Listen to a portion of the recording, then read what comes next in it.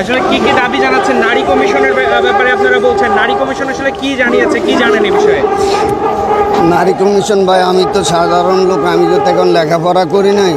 আমার হিসাব হইলে এই দেশে যদি নারী কমিশন থাকে তাহলে হাজার হাজার জনতা, তাদের তো মর্যাদা কমে যাবে। তারাই তো রোডে রাস্তাঘাটে চলাফেরা করবে, আইনের তার কাছে আইনের জন্য দাঁড়াই থাকতে হবে। তাহলে পুরুষ কী করবে?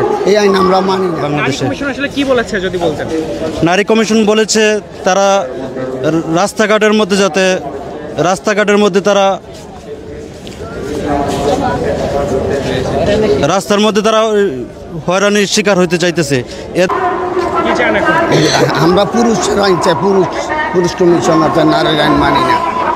নারীরা থাকবো বাড়িতে, নারীরা কেন রাস্তায় থাকবে?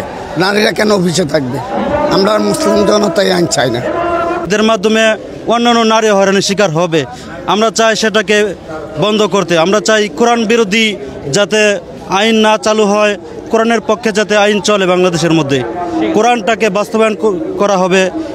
এটার জন্য আমরা এখানে এসেছি, যাতে করে আমাদের এই আন্দোলনটা বাস্তবায়িত হয়। একটু বলবেন নারী কমিশন নিয়ে আপনারা একটা কথা বলছেন, সে বিষয়ে আসলে নারী কমিশন কি বলেছে এবং আসলে তাদের যেই প্রস্তাব, সেটি কোন প্রস্তাবের বিরোধিতা আপনারা করছেন?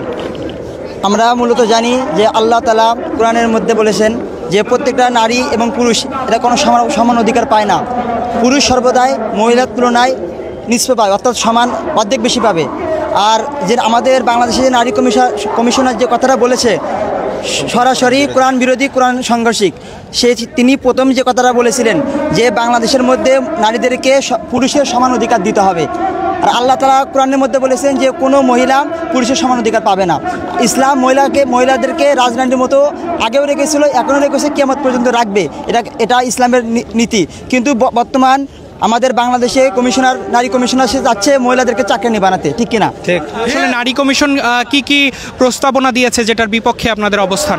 প্রায় 30টার মতো কোরআন হাদিসের বিরুদ্ধে অবস্থান নিয়েছেন। সুস্পষ্টভাবে আমরা এর বিরুদ্ধে পক্ষে অবস্থান নিচ্ছি এবং নারী কমিশনের বিরুদ্ধে অবস্থান নিচ্ছি। কি কি যদি একটু আমাদেরকে জানাতেন? একটা সমকামিতা, আপনার কি বলে, আমার দেহ আমি যাকে ইচ্ছা তাকে দেবো, এটা পুরোপুরি কোরআন হাদিস বিরোধী একটা বক্তব্য।